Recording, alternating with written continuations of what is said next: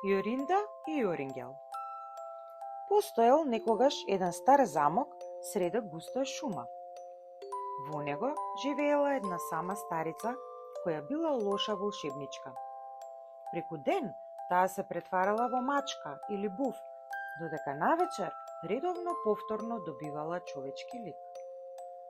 Била способна да намами разен дивеч и птици, кои подоцна ги фаќала и ги приготвувала за храна. Никој не можел да се приближи на стариот замок, ни на 100 метри, а таа да не го запре, дури не би можел и од местото да се помрдне, додека таа не го ослободила.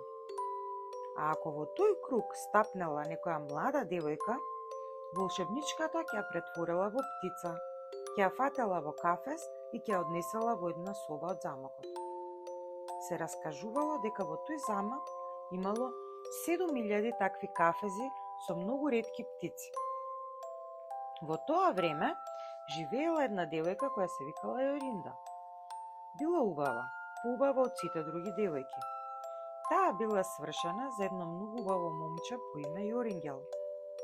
Во голема среќа ги живееле своите свршенички денови и многу се сакале.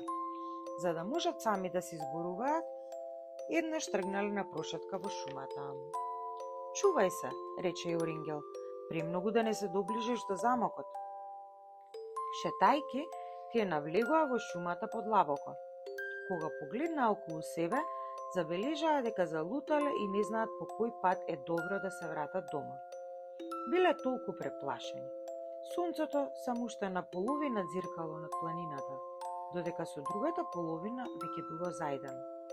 Барајќи го патот, Јорингел погледнал низ грмушките и забележал дека се наоѓаат покрај самиот зид од замокот.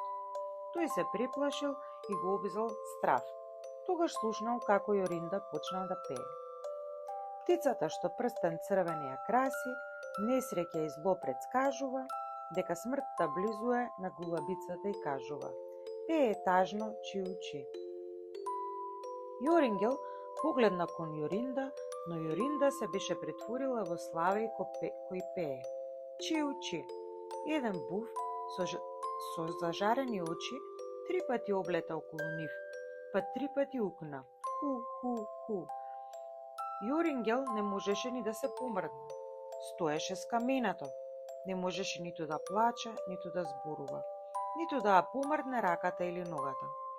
Сонцето притоа зајда, па буфот влета во една грмушка и набрзо потоа од него излезе подгрбавена старица. Пожолтена и слаба, со крупни црвени очи, со нос кукаст што ја допираше дури до брадата. Таа нешто мрамореше, баеше, тогаш го фати славеот и враце го однесе. Кутриот Јорингел не можеше ништо да каже, ниту од место да се помрдне. Славеот веќе го немаше, а најпосле старата жена се врати, па со длабок глас рече: "Бегајте, маги, со ветрот донесени, со ветрот однесени." Тогаш Јорингел стана слободен. Тој падна на коленици пред жената и почна да ја моли да му ја врати неговата Јоринда. Но таа му одговори дека Јоринда повеќе нема ниту да ја види, ниту да ја има, па тргна понатаму. "Ах, што ли сега ме чека," си помисли Јорингел, па продолжи понатаму и самиот без да знае каде. Така што на крајот стаса до едно непознато село во кое се најми да чува овци. Често го обиколуваше оној замок во кој исчезна неговата Јоринда, но никогаш не му привоѓаше сосема близу. Една ноќ Јорингел сони дека нашол еден како крв црвен цвет, а во него имало еден убав и голем бисер. Тогаш тој го откинал цветот, па со него се упатил во замокот. Се што ќе допрел со цветот, станувало слободно од магиите на старата волшебничка. Сонувал дека со помош на тој цвет ја вратил и својата Јоринда.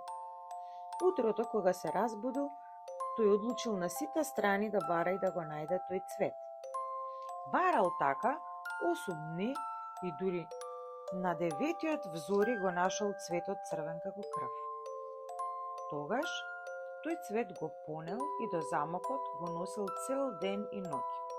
Кога стасал на 100 чекори од замокот, тој не запрел како порано како скаменет, туку продолжил понатаму до капијата. Силно радувајќи се, Јорингел со цветот ја допрел капијата и таа ширум се отворила.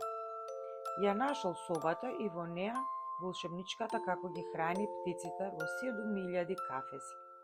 Кога таа го виде Јорингел, ја обзеде силен гнев, па почна да вика и на него да истура отров и жолч, но не можеше да му се доближи ни на 2 чекори.